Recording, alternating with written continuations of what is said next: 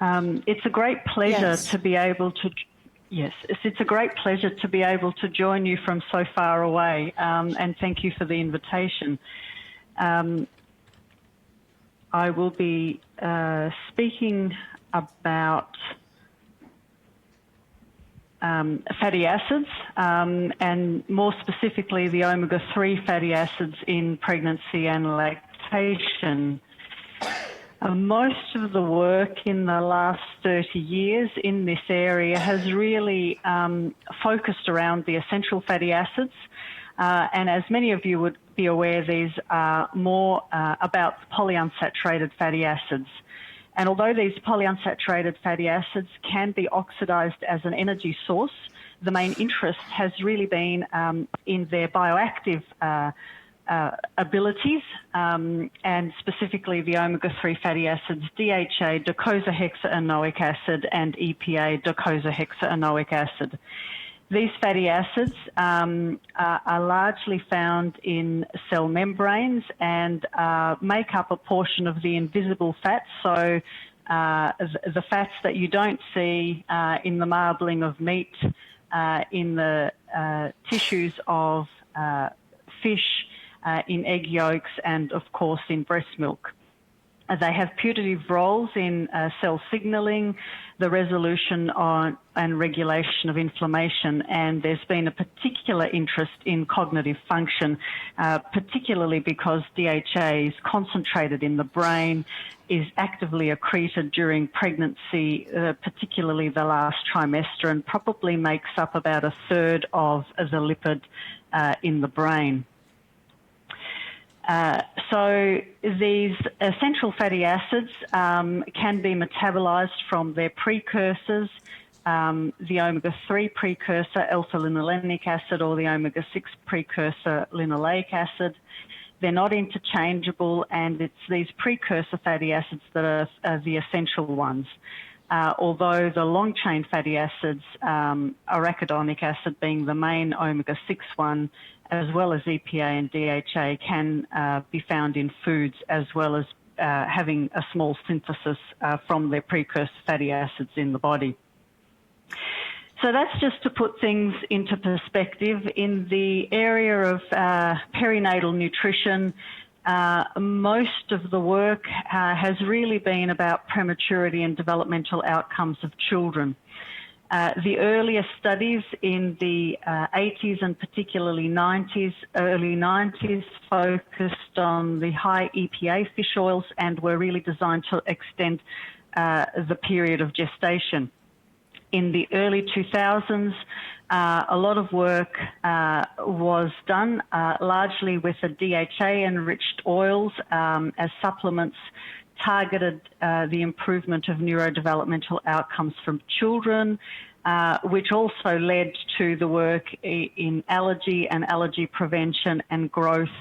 And now we've gone full circle back to focusing on pregnancy outcomes. So I'll touch on and cut in with a study that we published in 2010, which was really designed to assess the effect of DHA supplementation during pregnancy on postnatal depression in women and neurodevelopmental outcomes in children, picking up on the brain function theme. We randomized almost 2,500 women with singleton pregnancies to two groups, one being an omega-3 group providing about 800 milligrams of DHA per day, while only adding about 1.5 grams of total fat to the diet. So this was really about the addition of DHA rather than adding too much energy. The control capsules were ones containing a blend of 3 different vegetable oils that were designed to match the saturated, mono and polyunsaturated balance of the Australian diet. And the intervention was from enrolment, which was less than 20 weeks until birth. Our primary outcome at 6 weeks and 6 months overall, which were scores indicative of postnatal depression on the Edinburgh Scale of Postnatal Depression, did not reach statistical significance, and it was considered that the 2% absolute reduction or trend was probably not particularly clinically meaningful. Interestingly, a similar effect size, although this also didn't reach statistical significance in the high-risk subgroup of women, also didn't reach significance. But you can see the higher rates, perhaps the 4% or so absolute reduction may be of some interest, although this was particularly underpowered.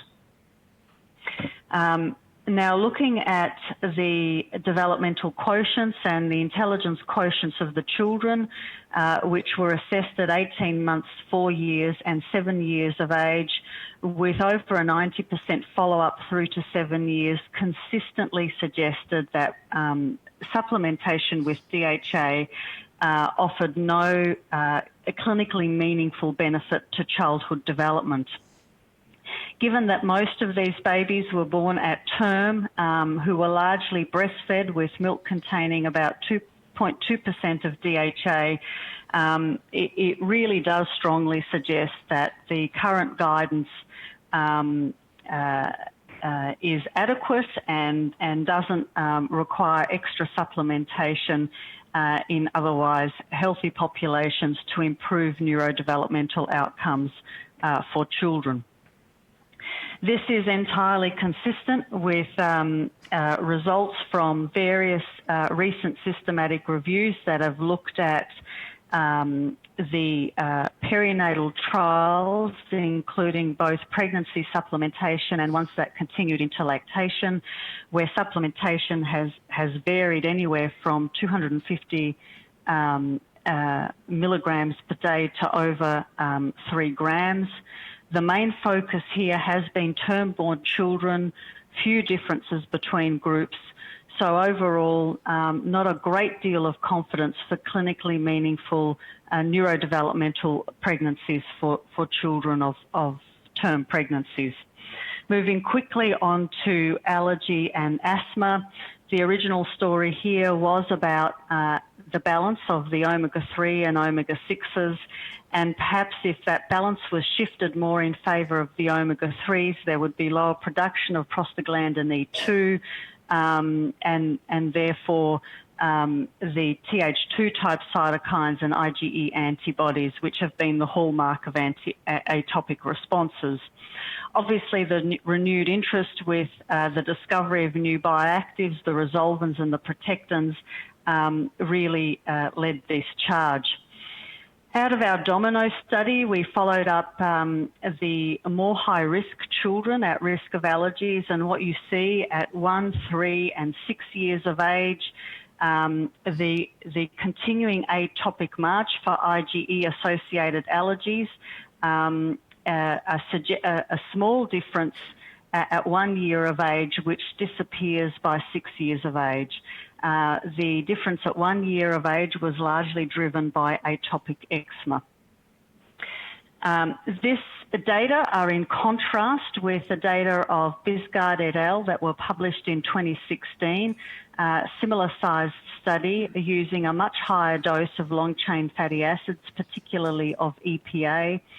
Their findings were suggesting a reduction in persistent wheeze or asthma over the first 5 years of age, with the separation in the graph happening relatively early and before the age of 2 years. So how do we reconcile these two largest and probably most well-conducted studies looking at allergy and asthma outcomes? So this slide just compares and contrasts these studies. Our study really looked at children at high hereditary risk. As you can see, the dose of DHA was fairly similar, but a markedly higher dose of EPA in the Bisgard study. Our hypothesis was largely driven in Domino by IgE-associated mechanisms, so we were very focused on assessing skin prick testing and atopic responses. We did see a reduction in egg sensitization at 12 months of age. and a reduction in atopic eczema at 12 months of age, but no effects on asthma or respiratory illnesses or any of the other allergies, whether it be food allergies or even eczema at the older ages. The Bisgard study, on the other hand, assessed food sensitisation, but probably not at optimal times. They reported no effects on eczema, but really it was around persistent wheeze and asthma for those that may have been driven by the fact that they also reported a lower rate of respiratory tract infections. Moving on to size and childhood growth, the median gestational length was 181 days in both our studies. We reported a 66 gram increase in birth weight. Our rate of prematurity was very similar to the national average, 5.6 in the treatment group, 7.3 in the control group. The 7.3 rate is the Australian average. Our other pregnancy complications were pretty similar, and we surmised that perhaps this effect on birth weight was linked to the length of pregnancy and possibly fetal growth. The conclusion of the Danish study was similar, but interestingly, their birth weights were higher than ours. Their rate of prematurity was lower than ours and lower than the Danish average. And they also reported very low rates of other pregnancy complications. Moving on to see what happens to growth as the children grow to about 6 years of age. Both studies had good follow-up rates. Our BMI Z score was higher than the Danish study, and by 6 years of age, we had 22% of children over the 90th percentile, similar to our national average, where childhood obesity and overweight are major issues. In contrast, in Denmark, the BMI Z score by 6 years of age was spot on where it should be, and only 10 or 11% of children above the 90th percentile, again, where they should be.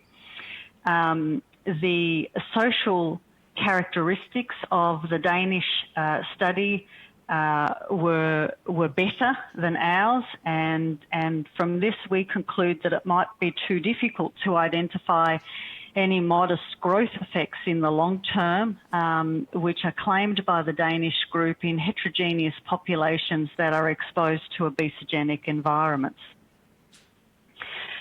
Moving on to prematurity, obviously it's a huge global health issue.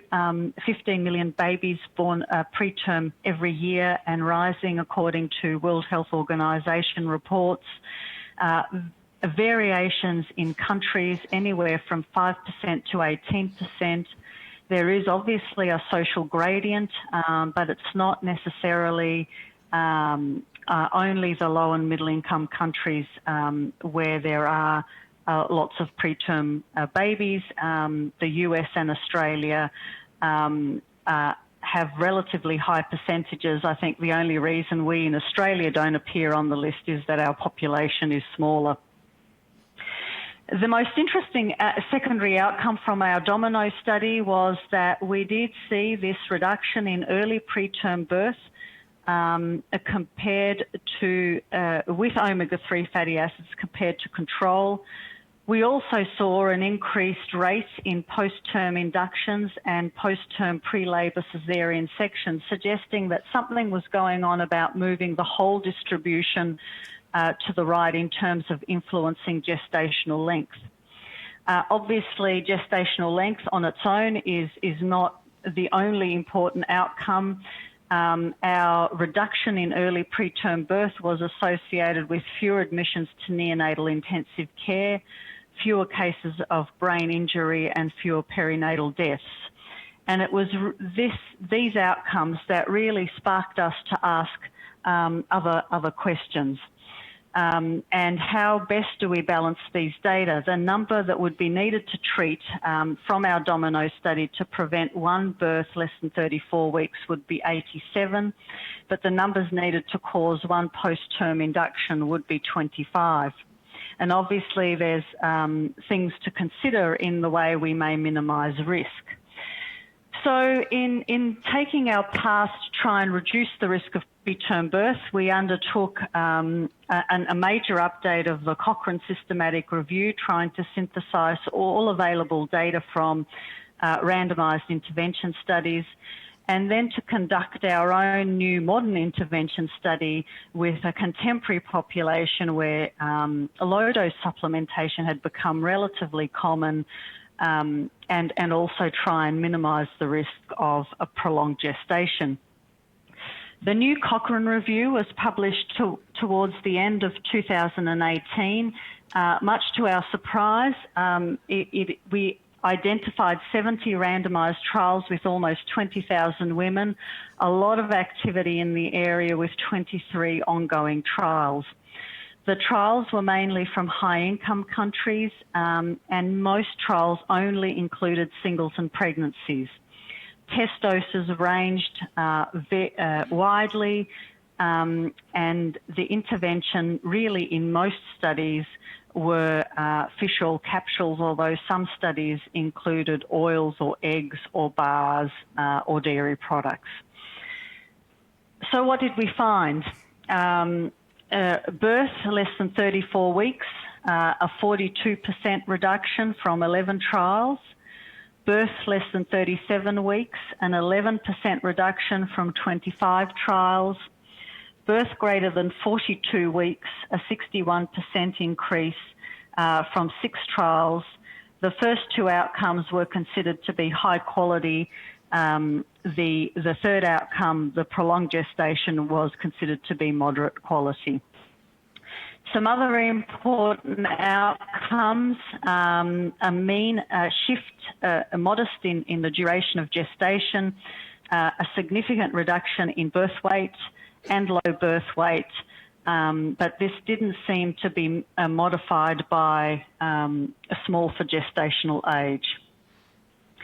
So what's important about this Cochrane review is that it includes a range of women from normal risk to low risk and high risk. Most studies used 500 milligrams of long-chain fatty acids or greater. As you see, there may be reporting biases because although we found 70 studies, not all 70 studies reported on pregnancy outcomes. So it is possible that we may be underestimating or overestimating the effect of omega-3 fatty acids on prematurity. Our sensitivity analyses of the high-quality trials only were indeed consistent with these outcomes, so we were relatively confident of the data. So now turning to our contemporary study, which was published late last year in the New England Journal, we were, after seeing the results of the Cochrane and not knowing the outcomes of ORIP, we were relatively confident of what we would find.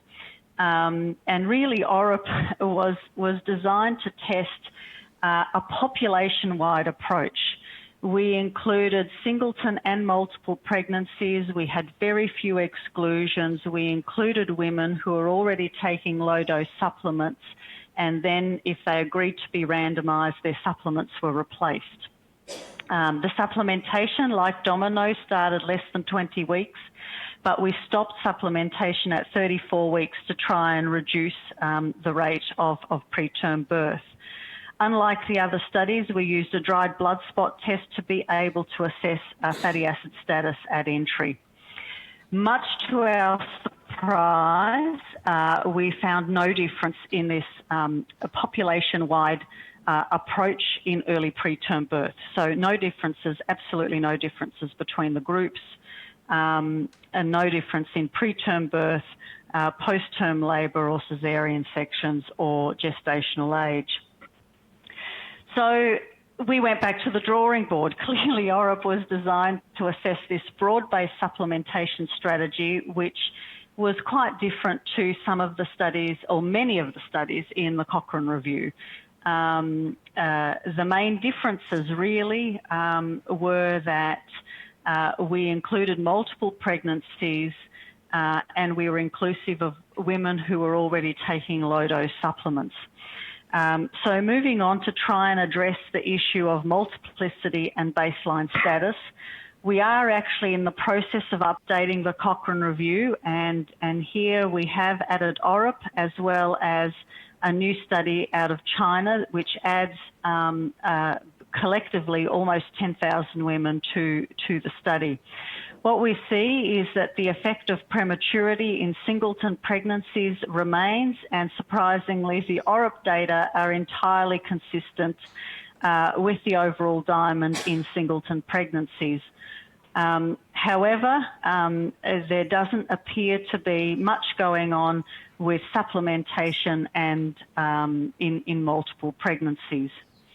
In early preterm birth, again, including the two new studies, the diamond still remains favouring omega-3 fatty acids, even though there is some heterogeneity from the two new studies. Again, no effect with the multiple pregnancies. So the key question for us is what's going on with the singleton pregnancies and how does baseline status predict early preterm birth? So in a secondary analysis, we did make use of the baseline data to try and understand what might be the best biomarker for omega-3 status and whether there was any effector modification. The data here, I'm just going to focus on the total omega-3 fatty acids because I think we may be running out of time and this is actually the best biomarker. These are the data from the control group suggesting that early preterm birth is associated with a reduction in early preterm birth as baseline omega-3 fatty acids increase from about 2.5% to 0.5%, which is entirely consistent with the epidemiological data. So what happens when you supplement? So these graphs show the relative risk of early preterm birth plotted according to total omega-3 fatty acids at baseline, and this is the changing relative risk. So below 4.5, there is a reduction in early preterm birth with supplementation, but above 4.5, there is an increase in early preterm birth with supplementation. The point where it becomes significant is 4.1.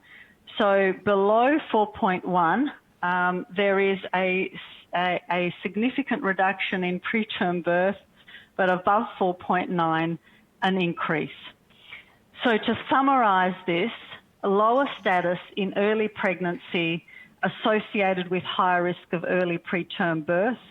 Women who were given DHA-enriched fish oil and started their pregnancy with less than 4.1% total fatty acids had their risk of early preterm birth reduced by about 77%. Whereas women who were already at low risk of preterm birth, if they had a high status and they received the 800 milligrams of supplementation, their risk of early preterm birth increased. So how do these data compare with what the epidemiological studies are suggesting? The Danish birth cohort study is suggesting that all the action is happening below 2.7% of total fatty acids of EPA and DHA, which is remarkably consistent to what our data are showing in a randomised trial. Additionally, our randomised trial is suggesting that we shouldn't be supplementing women who are already have a high or replete status of 4.9 or above. And this actually implies a narrower window of opportunity that we had envisaged, especially in a population where prenatal vitamin and mineral supplements with DHA is relatively common, and this should be taken into account. So a replete status can be achieved by regularly eating fish or an omnivorous diet with modest supplementation. And these figures, if we do the calculations, become also remarkably consistent with the epidemiological studies out of Denmark, but also the systematic review of Levendaku that was in the American Journal of Clinical Nutrition. So in summary, looking at pregnancy and lactation for omega-3 fatty acids, outcomes of prematurity, they probably have a role to play, and it's probably limited to women with low status. Childhood growth, if there are any effects, they may be too small to see in broad representative populations.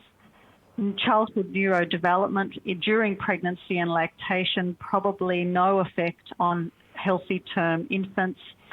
The allergy and asthma space probably needs significantly more work. Some unanswered questions in the pregnancy area. We're very interested in the utility of a screen and treat approach and the usefulness of monitoring omega-3 fatty acids in pregnancy, the ability to predict status using dietary intake or markers of socioeconomic status, and what may be the definition of low status for the different outcomes. For example, the BizGuard study also suggested that the allergy outcomes, the asthma outcomes were most prevalent in the children of mothers in the bottom 30% of status. And what do we do with these multiple pregnancies? Clearly, there is many unanswered questions there. My final slide is to declare my interests, which obviously stem from primary prevention of preterm birth and the desire to undertake a scalable implementation study. To do this will obviously require analytical services, and I am on the board of directors of a company called Trajan Nutrition that is helping pathology and analytical testing providers to provide fatty acid testing. So thank you very much for your attention, and many thanks to the many thousands of families that participate in our studies and also our group.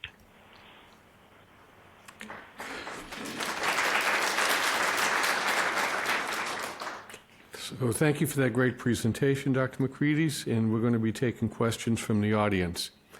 And there are microphones on either side of the room, and when you come up, please identify yourself and your affiliation. So while you're getting your thoughts together, let me go ahead and pose a question. The issue of prematurity, at least in this country, is thought to be related to inflammation, or a lot of prematurity is thought to be related to inflammation. So the thought of looking at the omega-3 concentrations, do you think that this is somehow mediated through the anti-inflammatory effects, much like you saw early on in the 1-year-olds and the 3-year-olds relative to eczema and atopic allergy? This is Dr. Catalano asking the question. Thank you very much. Quite possibly. I don't think omega-3 fatty acids will ever account for all of prematurity. There will be some prematurity that's linked to infections and other issues, but certainly when it comes to spontaneous, unexplained preterm births, then yes, inflammation I think will have a role to play. We have undertaken some extra analyses of stored plasma of the women, published just a couple of months ago, and there is a suggestion of changes in various leukotrienes that are associated with prematurity compared to term births in our ORIP study. Okay, great. Thank you. Next question. Leanne Redmond, Pennington Biomedical. Thank you very much. That was really lovely. And I'm thinking about sort of the practicality of informing patients and care providers about the adequate amount of omegas in the diet. So I was wondering what proportion of pregnant women are meeting the omega-3 fatty acid intake requirements. So you said 200 to 400 per day, but do you know from the literature how many women are actually meeting those requirements? The 2 to 400 is the level of supplementation that would bring women who are taking an omnivorous diet to the replete status. We don't have a specific recommended dietary intake for omega-3 fatty acids, although there are recommendations from various learned bodies that women should be taking at least 200 in some cases, 300 or 400 in other cases, depending on which learned body. Many women don't meet those intakes without some small level of supplementation or the use of fortified foods, or unless they are having at least one fish meal per week.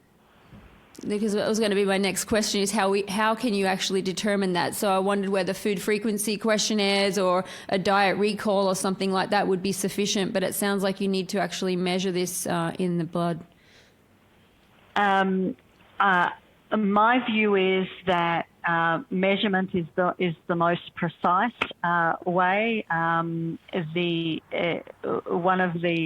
organisers, moderators, Emily Oaken, has got a lovely paper that I always remember, that you can actually get an association with omega-3 status by asking one simple question relating to how much fish do you have in the diet. There is an association there, but it's not as strong as we would like it to be for this level of precision, I think. Next question. Les Myatt, Oregon Health and Science University. Both of the outcomes you've been looking at in these studies, neurodevelopment and preterm birth, are very sexually dimorphic, with the male fetus and obviously boys being more affected than females. So have you thought about analysing the data by sex of the fetus or the baby?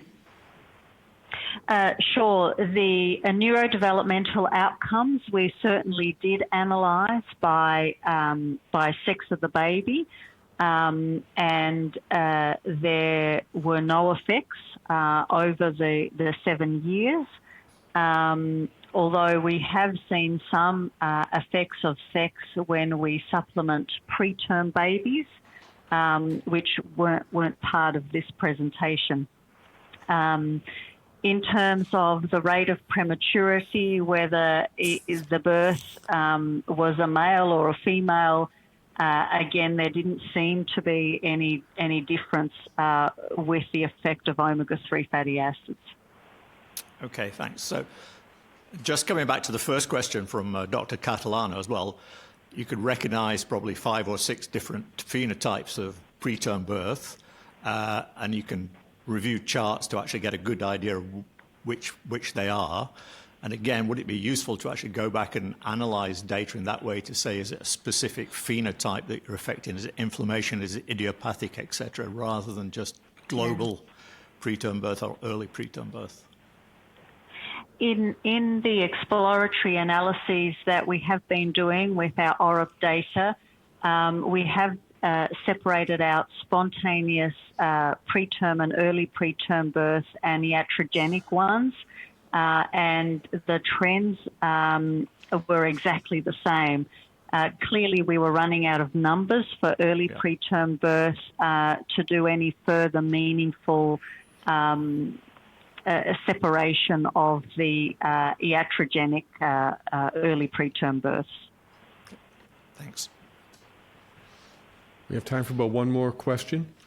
Kathleen Kohler, I'm a consultant here in Washington, D.C., and my question is about the status of other fatty acids, whether you were able to look at those, and particularly I was thinking of trans fat, and whether perhaps there could be an interaction between these essential fatty acids that you're looking at and trans fats, which are also bioactive.